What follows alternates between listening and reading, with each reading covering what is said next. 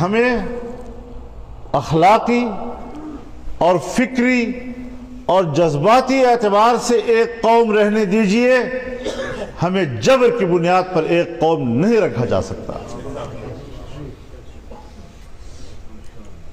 یہ نظریہ غلط ہے۔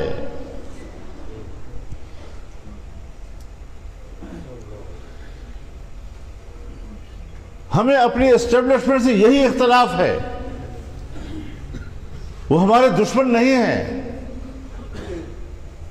ہمارے ملک کے رہنے والے ہیں، لیکن تمام وسائل و اختیارات کو اپنے اندر سمیٹ کر اس کا ارتکاز کر کے اگر وہ سمجھتے ہیں کہ فیصلے صرف ہماری خواہشات پر ہوں گے اور عوام کو صرف ہم دکھاوے کے لیے دنیا کے سامنے رکھیں گے، یہ کھیل نہیں چلے گا، یہ کھیل نہیں چل سکتا۔ سب سے پہلے میں نہیں مانتا اس چیز کو، اور جنرل صاحب، جرنیل حضرات، اسٹیبلشمنٹ سن لے، یہ فضل الرحمان کی بھی آواز ہے، یہ اس کی جماعت کے ایک ایک کارکن کی آواز ہے۔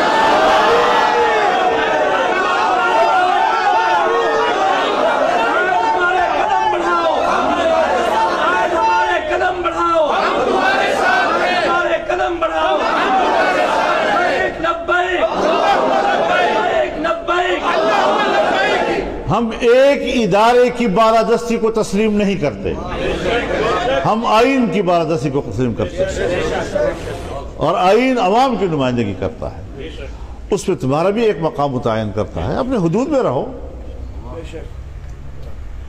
اپنے دائرہ کار کے ساتھ وابستہ رہو، ہر طرف ہاتھ پھیلا رہے ہو،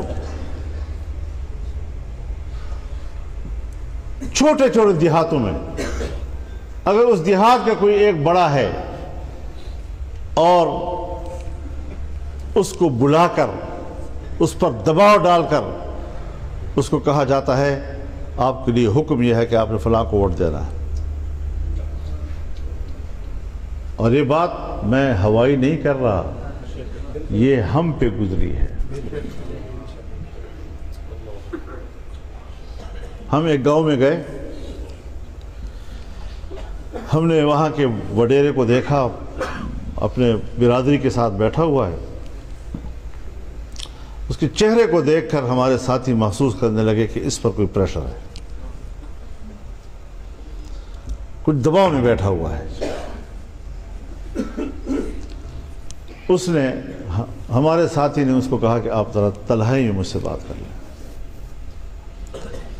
اور اس کو کہا کہ میں آپ کے ذہن پر کوئی پریشانی دیکھ رہا ہوں، آپ ہمارے حق میں جو آج فیصلہ دے رہے ہیں کوئی دباؤ میں تو نہیں دے رہے، کسی نے آپ کو مجبور تو نہیں کیا ہے؟ اس کے آنکھوں میں آنسو آ گئے، مجھ پر تشدد ہوا ہے، بس آپ اپنی رائے کے مطابق فیصلہ دیں گے، اگر آپ کی رائے میرے حق میں نہیں ہے بالکل آپ نے مجھے ووٹ نہیں دینا، یہ ہمارا جواب تھا۔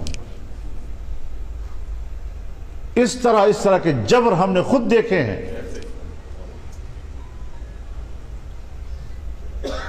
جو میری جماعت کو کہا جاتا ہے کہ اس امیدوار کو بٹھاؤ میرے مقابلے میں، کیوں بٹھائیں؟ آپ کو امیدوار کون ہے؟ جب ہم نے انکار کیا، پیسے مانگے، ہم نے پیسے دینے سے انکار کیا، تو کہا کہ اس کے ووٹ 21 ہوں گے، آپ کے ووٹ 19 ہوں گے 1000، یہ نتیجہ آپ کا الیکشن کے بعد یہ ہوگا، وہی آیا۔ اب اس قسم کے واقعات ملک میں ایک نہیں ہے۔ بابا خدا کے لیے چیلنج نہ کرو کہ ہم کوئی الزام لگا رہے ہیں، بغیر ثبوت کے لگا رہے ہیں، پہلے ثبوت پیش کرو۔ بھائی اگر کہیں آپ لوگوں نے چیلنج کیا اور جرگہ لگا تو ثبوتوں کے اتنے بھرمار ہوں گے کہ پھر آپ کے لیے پناہ کی جگہ نہیں ملے گی۔ پھر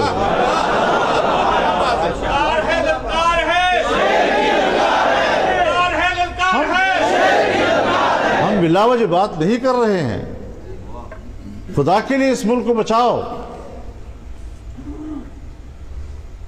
خاکم بدہن، میری بات کو خدا جھوٹی کر دے، لیکن میں حالات کو اس طرف دیکھ رہا ہوں جاتے ہوئے جس طرح بنگال کے حالات چلے گئے تھے۔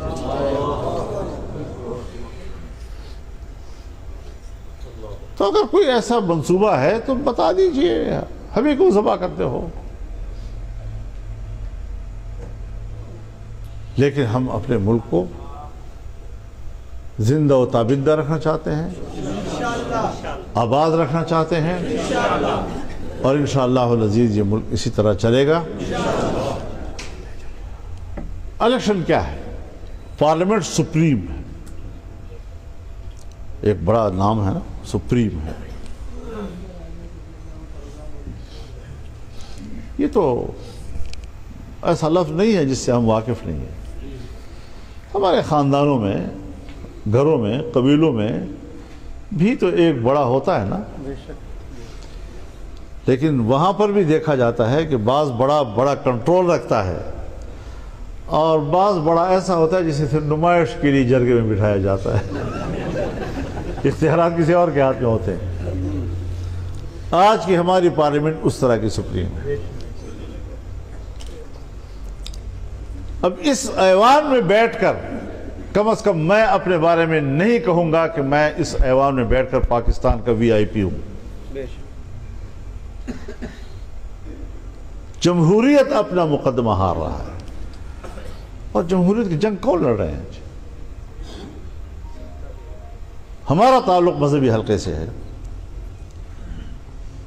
اور ہم دنیا کے ان لوگوں سے لڑ رہے ہیں کہ جنہوں نے اسلام کے نام پر بندوقیں اٹھائے ہوئے اور کہتے ہیں جمہوریت کفر ہے،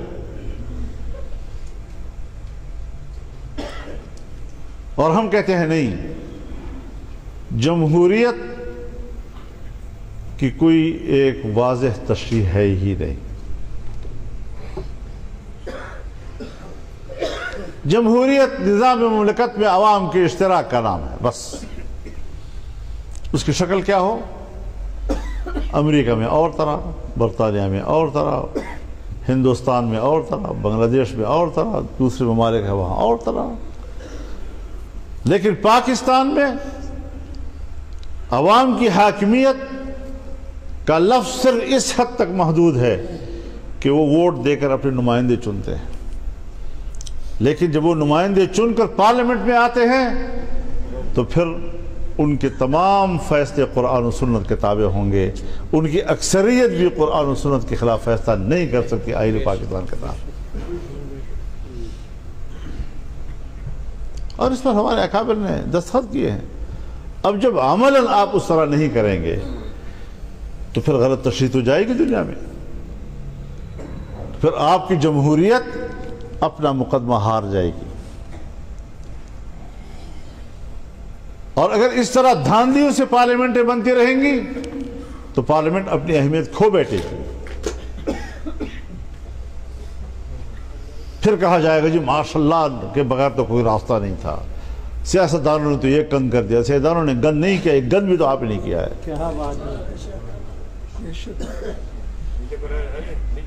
جس کو جتوایا ہے وہ بھی مطمئن نہیں ہے، جو ہارا ہے وہ بھی ہار نہیں مانتا۔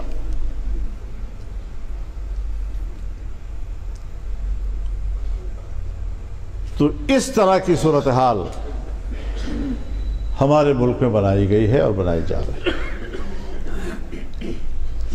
ہم جمہوریت کے مفہوم کو سمجھتے ہیں۔ آئین پاکستان کے روح سے ہم نے جمہوریت کے جس مفہوم کا تعین کیا ہے وہ اکابر علماء کرام نے کیا ہے، ان کی کاوشوں سے ہوا ہے۔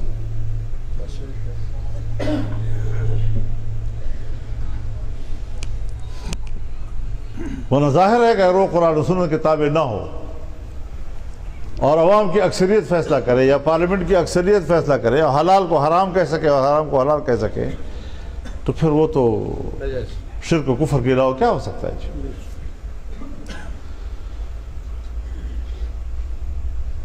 تو پاکستان ایک اسلامی ملک، ایک جمہوری ملک، ایک پارلیمانی ملک، ایک وفاقی ملک، یہ ہمارے آئین کے اساس ہے۔ نظریاتی حوالے سے بھی اور تنظیمی حوالے سے بھی۔ دونوں اعتبار سے ان کے طریقے